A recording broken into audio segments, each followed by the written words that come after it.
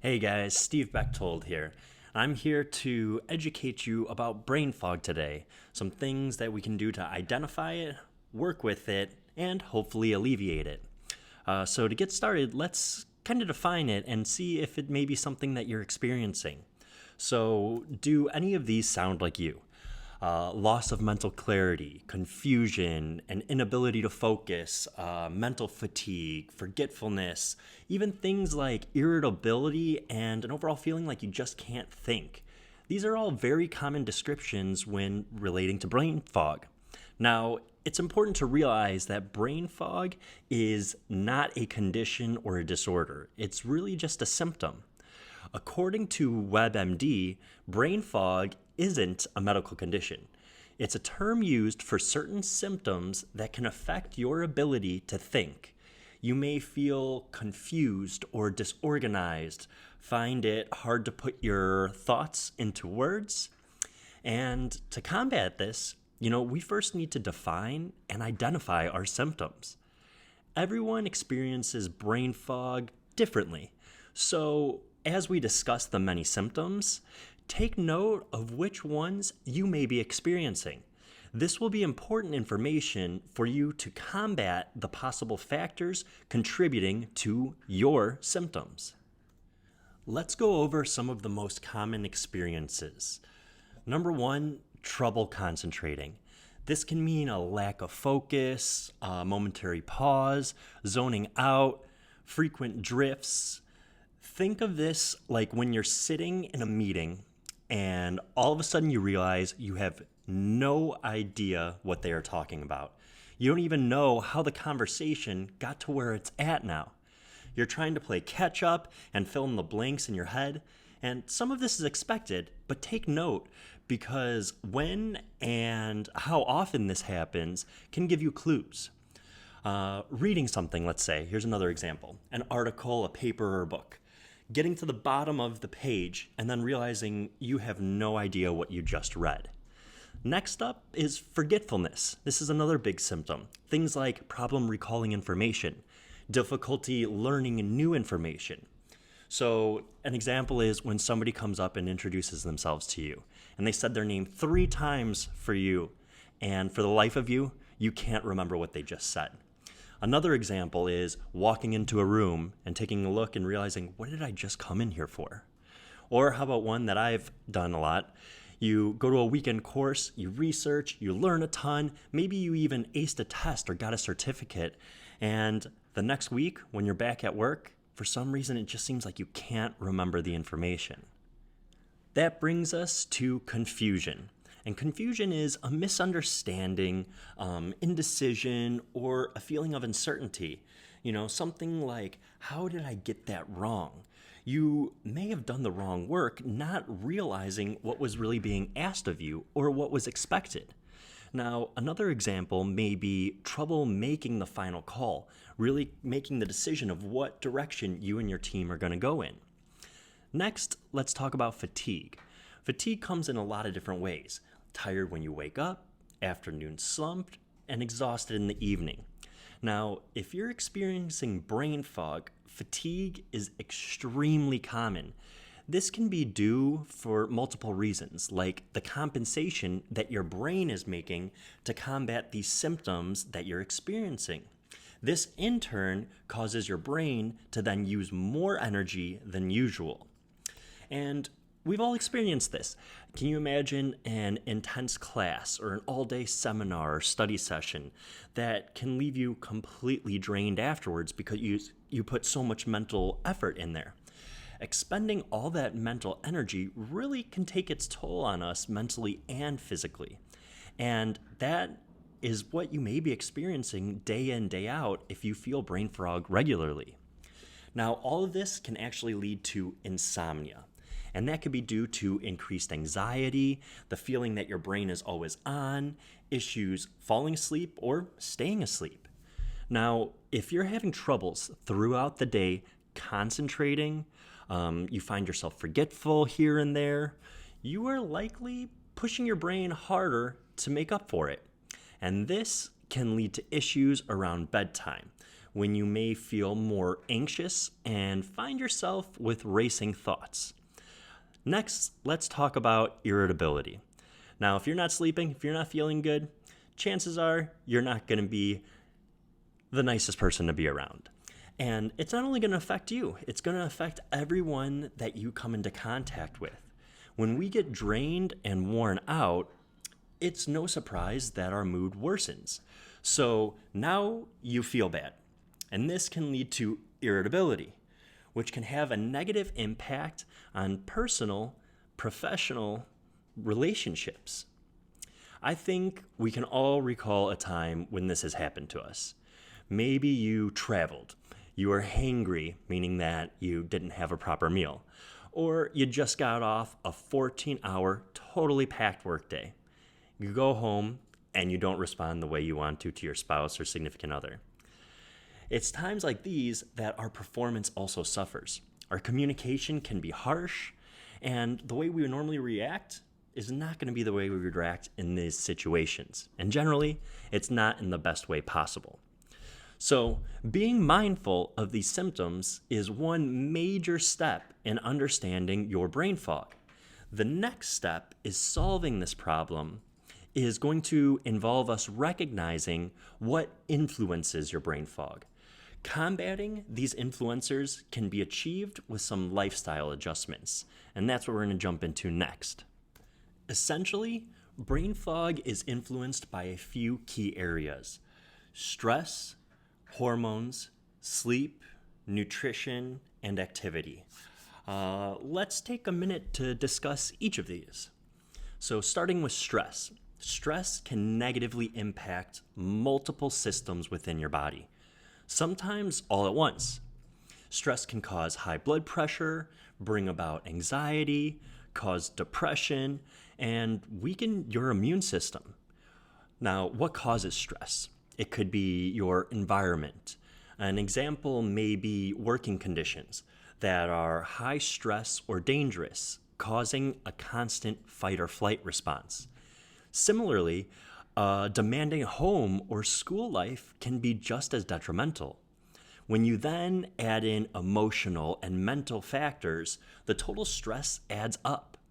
Anything that adds additional strain on you mentally, physically, and emotionally will add to this stress and in turn increase your chances of brain fog.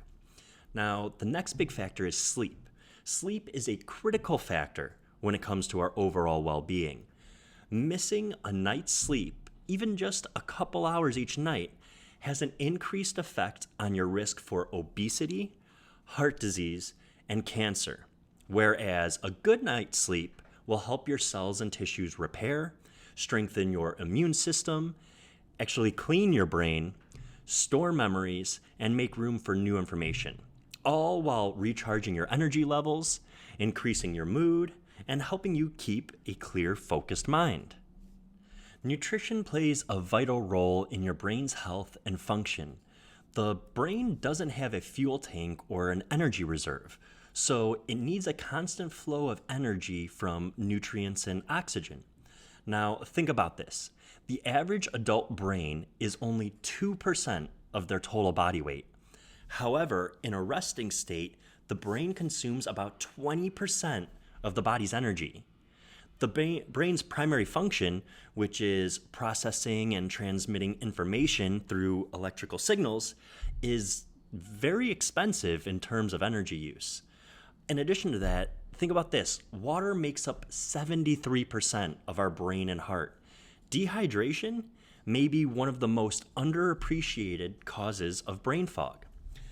Another factor is activity. Now, activity is a key factor in combating brain fog because movement and exercise gets your heart pumping and your blood flowing. This then increases that oxygen and blood flow to your brain.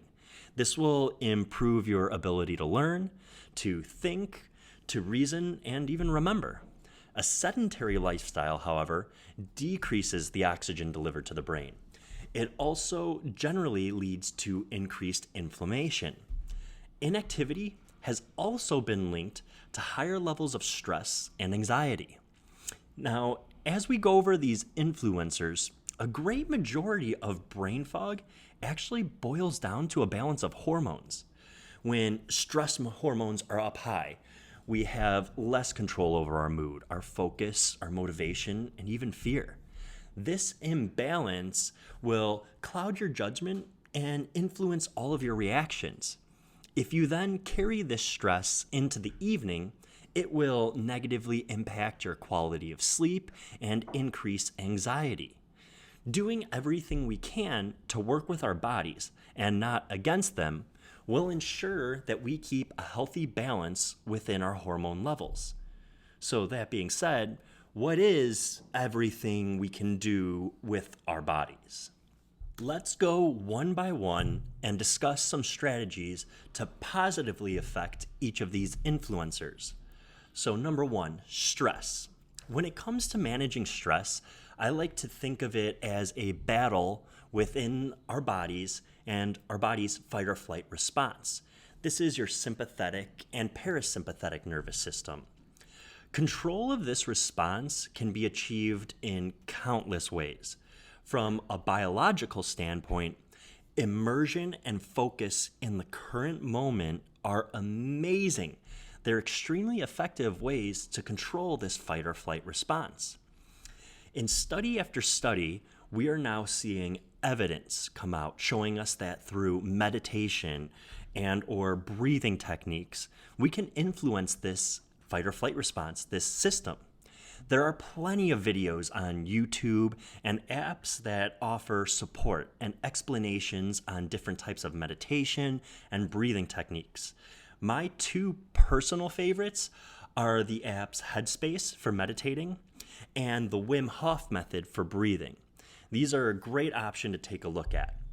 Next, we have our greatest and most underutilized superpower, sleep. Luckily for us, sleep is generally something we can improve with some simple sleep hygiene habits. The benefits you receive from these little adjustments will far surpass the minimal effort you have to put in. So, how do we improve it? We do this by designing better sleep, starting the day before. Starting in the afternoon, and really the earlier the better for most people, watch your consumption of stimulants like coffee and caffeinated drinks. These can stay in your system well into the evening and into the night.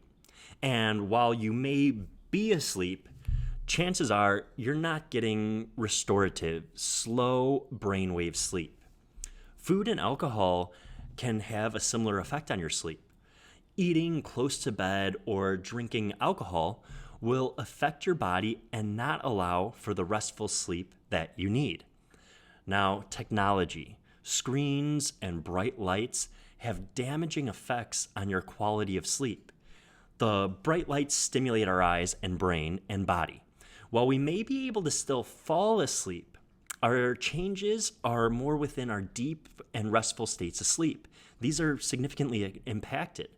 And as we look at these sacrifices on alcohol, on curfews with tech and caffeine, take heart. We could also improve your sleep with a couple simple hacks. A great effective hack is taking a hot shower before bed or having a cold room. This is due to the fact that to get into a deep sleep, our internal body temperature needs to drop by a full degree. So taking a hot shower can get the blood flow to the surface, thus cooling your internal body temperature. Further, a cold room can help you stay in that deep sleep throughout the entire night. And another trick that I like using is a sleep mask. A blacked out room is even better, just takes a little more effort. Just like when we go on vacation, right? Or if you're at a hotel and they have those dark, blacked out, pitch black curtains. Now, that darkness actually has a lot to do with how great you feel when you wake up the next morning. This now brings us to nutrition. Nutrition can be a very complicated topic, and diets that work for some may be ineffective for others. Your genetics and lifestyle can vary a lot of these factors. So, I want to focus on some universal habits that can improve your nutrition regardless. First and foremost, hydration. We talked on this a little bit, but it's important enough to rephrase again. This is probably one of the easiest fixes when it comes to brain fog. How much water are you actually drinking? Now, if you notice throughout the day that you feel thirsty, that's a sign already that you may be dehydrated. Things like alcohol and caffeine can make dehydration worse, so you want to monitor that. Cutting back on those and monitoring your actual water consumption, all while adding things like electrolytes to your water, can really combat brain fog symptoms. The next big habit that you can use with your nutrition is something very simple. It's a food log. The simple act of writing down what you are eating can have a huge impact on your decisions. In a weight loss study, actually including over 1,700 patients, they found that on average, a group looking to lose weight that kept a food log lost more than double the group that did not. Armed with this information, you want to notice trends that you may be feeling. Be sure to note when and if you feel brain fog after a meal. Notice days when you feel your best. Did you eat something differently?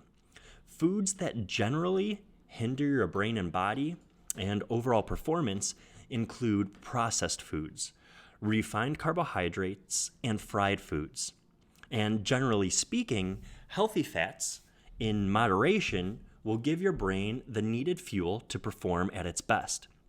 These are things like olive oil, walnuts, almonds, avocado, salmon, coconut oil, and of course dark chocolate are all amazing options. Let's talk about activity.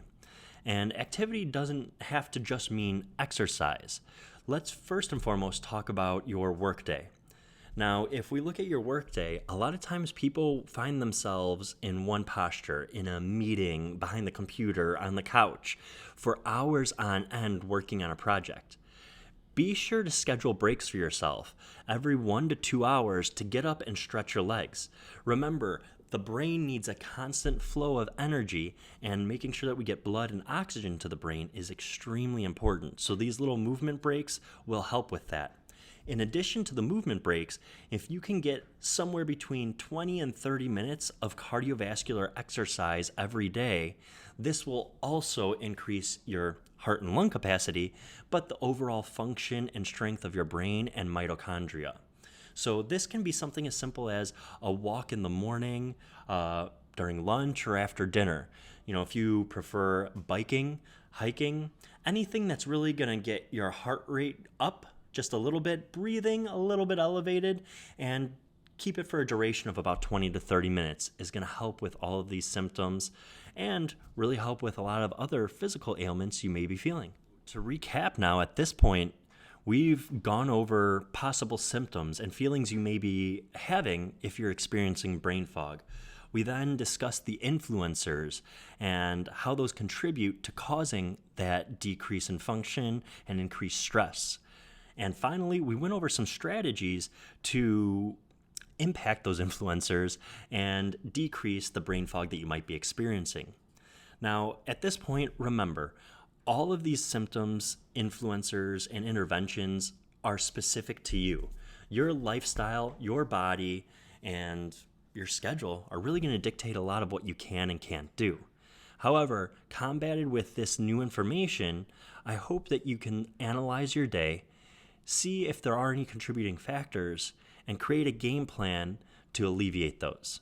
Until next time, all the best, and may you have a productive day.